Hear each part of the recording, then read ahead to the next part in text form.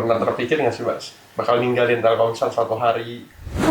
Kayaknya sih ada ya, kayak misalnya nih menikah sama konglomerat, aduh itu ada kan.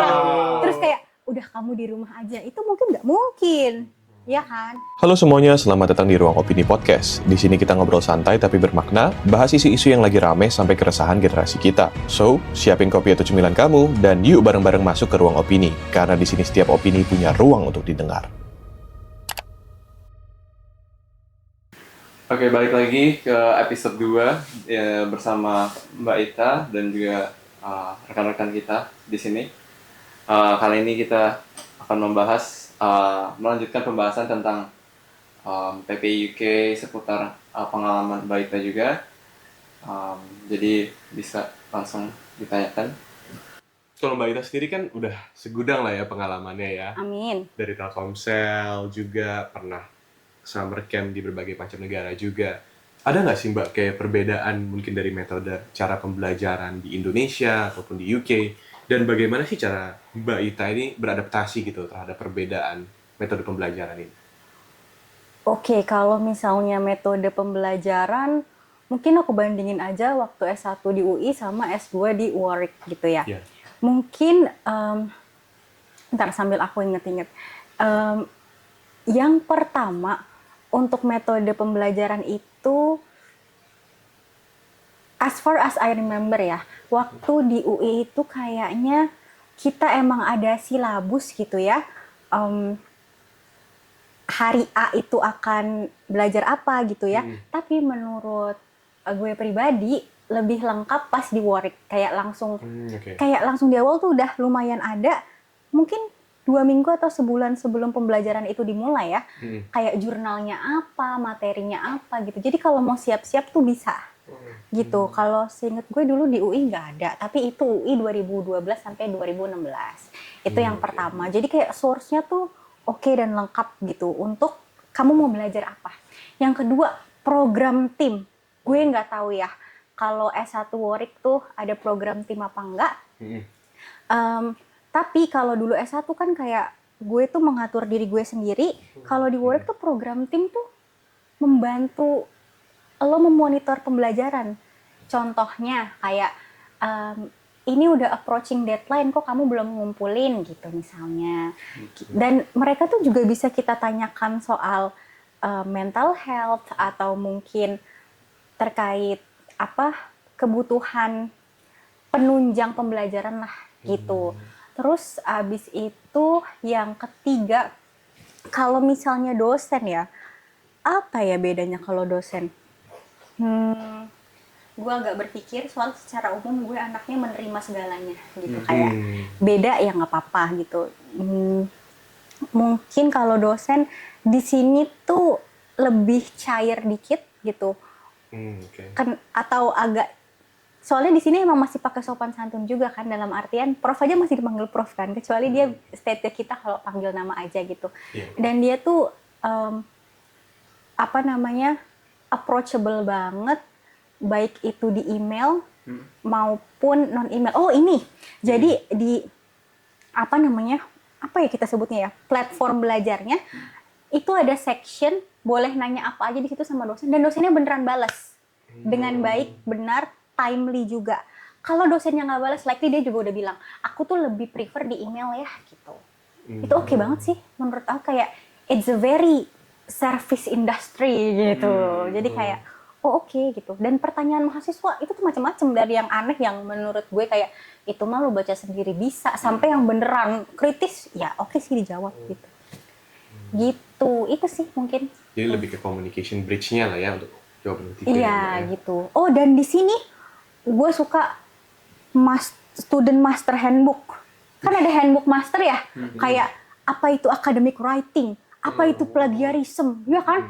Kayak kapan gue selesai baca itu, tapi di situ semua dijelasin. Jadi kayak nggak ada tuh, nggak tahu ya berarti lo belum baca. Kayaknya dulu S1 tuh apa sebenarnya ada guenya yang lalai, tapi itu tidak mafhum sih dulu. Kalau ini tuh ada ya kan, kayak lo ngumpulin standar formatnya apa, ya kan? Gitu-gitu. Tadi sempat disinggung soal tim ini, berarti ini tim dari uni ya Mbak ya? Iya, Kayak karir program tim gitu. Oh atau enggak, apa? program tim tuh kayak misalnya nih, lo jurusan A, B, C, D. Setiap jurusan tuh ada program timnya. Program tim A, program tim B, program tim C. Itu dari fakulti ya Mbak ya? Dari fakulti, bener. Oke. Itu dia tuh yang ngurusin kenapa anak-anak, oh ini, kenapa ada yang absennya bolong, kenapa ada yang belum ngerjain tugas, Yuk, tuh hati-hati loh. gitu-gitu. Maaf nih, attendance 100% dulu. Waduh, mantap. Gitu, terus kayak mau consult sesuatu terkait pembelajaran boleh, gitu. Mau consult sesuatu terkait platform yang tadi kita pakai boleh, karena itu bukan partnya dosen, Iya, ya iya, kan? Nah benar. itu contohnya program tim. Tapi bener gak sih kalau perbedaan yang saya sering dengar ya, kalau misalkan di perbedaan dosen Indo sama di UK itu, dosen Indo itu agak sedikit cuek, kalau di sini tuh enggak, dosen di Indo tuh lebih sedikit care. Lebih Terus di sedikit care. Iya, dan di sini tuh lebih cuek, legowo gitu. Berpikir ya, kalau di Indo itu lebih care, di sini cuek. Agak nggak bisa jawab sih gue, karena gue tipe orang yang kalau dia cuek, gue nanya aja. Kecuali gue nanya nggak dijawab, nah baru gue kecewa gitu. Jadi kayak di sisi mana ya Indo tuh lebih care sama di sini tuh lebih cuek? Gue kayaknya nggak bisa jawab deh. Nggak ketemu ya. Iya, nggak ketemu. Gue sih ngerasa zaman SMA ya. Iya. Zaman SMA sih guru lebih care sih. Ya, kita nggak masuk sekolah dicariin, di tahu. college dulu tuh, gue malah ngerasa college itu Oh ya, college sih. Kayak college lumayan sih. Karena College kalau- lebih care. college lebih care. Yes. Care itu apa sih? College itu kayak Care itu apa? oh care itu Maksudnya? kayak follow up gitu loh, dia nge-follow up kayak tugas kita belum dikumpulin lah. Oh, itu yang follow up kan program tim kalau tadi di Oh, gue. program tim. Oh, oke. Iya. Gitu sih kalau yang lebih gue secara pribadi ngerasain sih mungkin perbandingan college sama uni ya. Ini college lebih susah menurut gue dibandingkan pas terjun ke uninya langsung. Lah, bukannya college itu memang lo menyetarakan diri buat masuk ke university? Iya. Nah, iya Benar. itu. Tapi itu kerasa pas masuk ke UK-nya kok lebih gampang gitu loh dibandingkan college-nya. College-nya tuh kayak pembelajaran tuh ya udah kayak kita tahu nih silabusnya di UK nih yang kamu pengen masukin A nih. Misalnya kamu pengen ambil digital marketing nih. Ada A B C D E F G. Ya kamu belajar A B C D E F G nanti di sana kan. Ya udah berhubung kamu pelajaran A B C D E F G, kita kasih kamu H I J K L M N-nya dulu nih di sini nih. Oh. Supaya lebih lengkap lagi gitu Iya. loh. Nah, mungkin lebih itu sih yang gue ngerasain pas ambil gitu. Gak tau kalau Mbak Ita sendiri kan mungkin lebih beda ya, karena ambil Beda, S1. iya, karena aku S1-nya udah di Indo aja, dan di sininya tuh langsung S2 aja gitu. Iya. Itu jurusannya sama berarti Mbak? Atau beda jurusan? Oh, kalau lain. di UI administrasi niaga, Iya. terus kalau di Warwick marketing and strategy. Itu align nggak Mbak? Mesti ini atau belok? Align banget, gitu. Ya gitu. Emang berarti dari awal Mbak Ita ini masih, mungkin sebelum ambil S1 dulu ya, emang udah ada passion kah ke arah marketing, advertising, atau administrasi niaga? Nah, ini dia. Jadi, menurut gue hati-hati sama punya niat gitu ya. Karena karena menjadi orang yang meaningful dan genuine itu penting gitu ya. Yes. Dan entah kenapa nanti mungkin bahasa orang mestakung gitu ya, atau manifest gitu kan ya. Karena memang pada akhirnya prasangka kita tuh akan menjadi nyata gitu. Kayak dulu gue sempat berpikir mau kuliah kedokteran. Iya. Ya kan, tapi gue berdiskusi sama ibu gue bahwa kuliah kedokteran itu lama, modalnya itu panjang, dan di masa nanti kamu masih sekolah, teman kamu udah ada yang punya penghasilan tinggi, misalnya karena dia bisnis school, kamu ngelihat itu nanti gimana, gitu kan. Terus akhirnya kesimpulannya dari diskusi gue sama nyokap adalah ya udah cari jurusan yang nanti dapat pekerjaannya mudah gitu kan. Contohnya bidang-bidang kayak ekonomi. Dulu sih nyokap gue meyakini kayak gitu ya. Dan gue ya udah gue percaya juga kan. Dan jadi nggak jadi. Tapi pada saat kesini gue jadi merasa kayak ternyata kalau boleh milih gue lebih ingin setia ke suatu bidang keilmuan dibanding motivasi untuk mendapatkan uang. Gitu loh, gitu sih. Tapi walaupun gue bersyukur sih, jangan-jangan kalau gue milih path yang stay sama bidang keilmuan, uang gue nggak sebanyak sekarang misalnya gitu. Walaupun sekarang kayak bukan banyak sih, kayak alhamdulillah cukup aja gitu. Gitu sih. Pernah nggak Mbak Ita juga ngerasa, kalau saya secara pribadi ya mungkin ya dari sudut pandang saya, kita kan kalau ngomongin emang bener sih Mbak, kayak aduh kayak lapangan pekerjaan tuh awal-awal saya masuk, karena saya juga ambil kan fakultas bisnis ya Mbak ya, Iya. bisnis manajemen juga ya. Pas awal-awal masuk fakultas bisnis manajemen nih, wah kayaknya lebih mudah ya untuk cari kerja karena lapangan kerja kan jauh lebih besar. Tapi pas nyemplung ke dunia kerjanya sendiri juga, wah mulai ngerasa nih Mbak, berhubung lapangan kerjanya banyak, kompetisi juga lumayan banyak gitu kan. Jadi masuk ke red ocean gitu loh. Kalau dari Mbak Ita sendiri kan udah pernah nyemplung nih langsung nih ke ibaratnya ya dunia marketing atau administrasi niaga ini. Ada nggak tips-tips yang bisa Mbak sharing gitu loh? Ambil sertifikasi kah atau apa gitu? Secara umum gue rasa gue tidak berkapasitas menjawab itu. Bahkan gue merasa Jonathan, Russell, sama Sakti itu lebih ahli. Karena gue cuma daftar Telkomsel aja. Wah, itu dia. Dan ya udah, abis itu kerja. Udah berapa lama Mbak di Telkomsel berarti? Mau jalan 8 tahun. 8 tahun, wow. Jadi kayak gue daftarnya dulu ya Telkomsel aja. Gitu. Dan Cuma satu company doang. satu company doang. Dan sama Allah dikasih nggak? Dikasih. Orang gue jadi kayak, bener ya obrolan sama ibu gue 4 tahun lalu kayak cari jurusan yang kamu mudah dapat kerja, mudah. Kayak kan gue millennials ya, dan teman-teman ibu gue tuh akan nanya kayak, ini dimasukin siapa? Ini dimasukin Allah aja sih, gimana gitu kan? Kayak ya udah, ya gue menjalani tes-tes kayak manusia biasa lainnya gitu. Gitu kayak ya udah gitu. Kalau boleh tahu jurusan yang Mbak ambil pas di S1 sama kerjaan yang Mbak lakuin sekarang itu align atau enggak? Align. Align. Jadi kan administrasi niaga, terus gue di marketing di Telkomsel itu di direktorat marketing. Gitu. Oh. Kelihatan sih Mbak Ita marketing. Iya, marketing banget. Apa jualan kalau apa jualan? Mau jadi ke sales nanti. Gitu sih. Iya, gue jadi mikir, makanya tadi gue mikir, kalau 4 tahun lalu gue sama ibu gue bilang gini, kamu nanti insya Allah jadi profesor ya, punya keilmuan itu, apakah gue beneran jadi profesor? Karena itu beneran jadi gitu, karena gue nggak pernah ngebayangin kalau kayak, ternyata bisa ya gitu. Ya bisa sih kalau semesta ini mendukung ya kan gitu, tapi kayak mantap, thank you Allah gitu, kayak gue nggak nyangka gitu.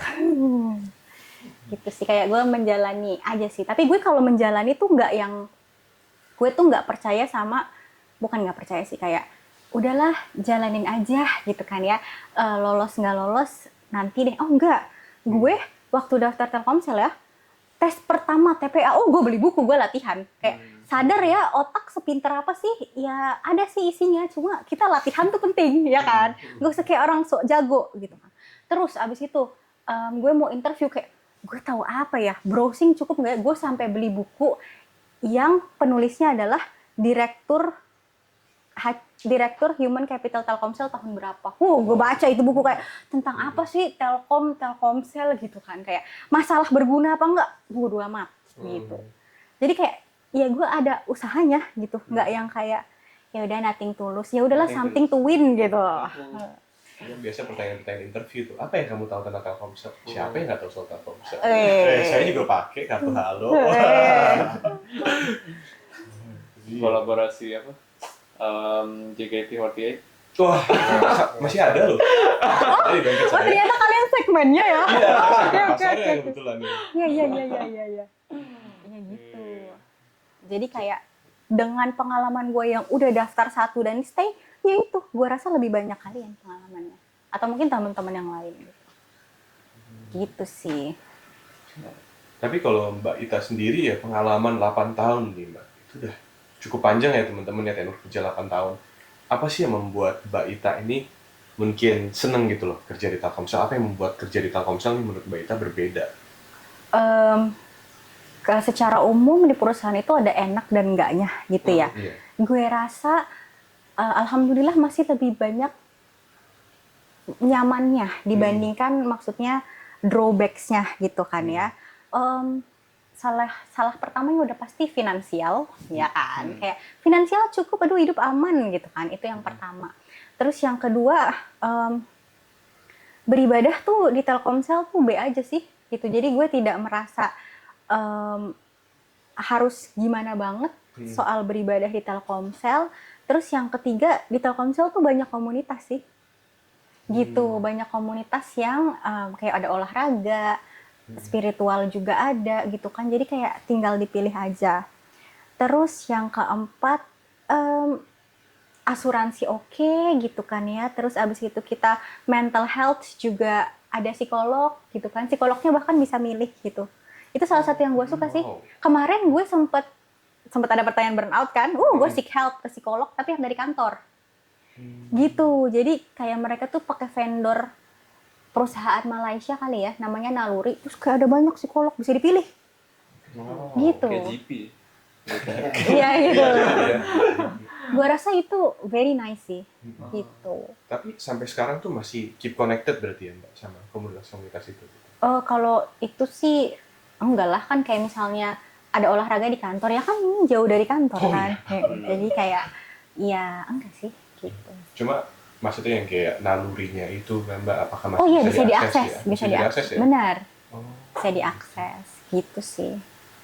oke. Pernah terpikir nggak sih, Mbak, bakal ninggalin Telkomsel suatu hari? Kayaknya sih ada ya, kayak misalnya nih menikah sama konglomerat, aduh itu ada banget. Terus kayak udah kamu di rumah aja, itu mungkin nggak mungkin, ya kan? Kayak tapi kalau ninggalin secara sukarela, ya mungkin kalau ada trade off sesuatu yang harus sama besarnya mungkin bisa jadi sih. Kayak trade off yang sama besarnya apa? Misalnya keilmuan gitu. Pursuing ilmu tuh menurut gue tuh mahal loh, ya kan? Kayak tapi nanti kamu uangnya nggak sebanyak kayak di Telkomsel gitu. Itu sesuatu yang menurut gue kayak bisa di trade off walaupun kayak aduh gimana ya gitu misalnya. Gitu sih. Gitu. Jadi kayak kalau kepikiran ninggalin gitu aja ya nggak ada sih, tergantung dibandingkannya dengan apa gitu. Tapi kalau dari Mbak Ita sendiri kan udah di Telkomsel 8 tahun ya, dan datang ke UK kan juga beasiswa dari perusahaan ya Mbak ya? Iya, alhamdulillah beasiswa Telkomsel scholarship. Yes. Tapi ada nggak sih Mbak kayak dari Telkomsel itu apakah rata-rata beasiswa yang untuk jenjang studi S2 kah, S1 ataukah S2 Oh, aja? kalau yang batch gue itu S2 semua. S2 semua ya? Iya. Walaupun ada persyaratannya gitu, kayak misalnya harus gue lupa deh 100 besar apa 20 besar kampus apa gimana gitu, kayak seingat gue ya 20 besar kampus berdasarkan QS ranking atau 10 besar jurusan. Kan kadang ada nih kampusnya misalnya Warwick tuh 67 apa 69 secara kampus, tapi secara jurusan marketing and strategy tuh ke-6 apa ke-9 lupa gue. Secara masters in marketing gitu. Gitu sih. Jadi ada persyaratan itunya dan ada capability-nya juga gitu, kayak sama human capital management Telkomsel tuh di-define kayak kamu tuh mau capability yang mana sih? Karena kantor butuhnya tuh capability tuh ini gitu. Skill sets-nya gitu ya Benar. Mbak, yang pelajarin. Tapi kalau di UK kan 1 tahun ya Mbak master ya. Ada nggak sih teman-teman Telkomsel lainnya yang mungkin ambil di negara-negara seperti Australia yang lebih lama gitu loh tenur Oh ada. pelajarannya gitu? Paling banyak itu di Australia sama USA. Jadi kalau di UK itu cuma 2 orang. UK cuma 2 orang termasuk Mbak Ita. Wow. Pengen mungkin untuk menutup episode ini kali ya, pengen nanya nih Mbak, kalau di batch yang Mbak Ita ini berapa banyak nih yang pergi, yang berangkat? Oh, jadi yang kepilih itu 18 orang. Terus dari 18 tuh 2 UK, 1 Singapura, sisanya lagi 15 itu nyebar Australia sama USA. Oke. Gitu. Menarik sih. Mungkin itu kali ya teman-temannya buat episode ini. Terima kasih banyak sudah menyaksikan. Jangan lupa untuk like, comment, dan subscribe semua akun media sosial kami di YouTube, Instagram, TikTok, Spotify untuk bisa mendapatkan update-update terbaru dari Apa Sih Media. See you semuanya. See you guys. Bye.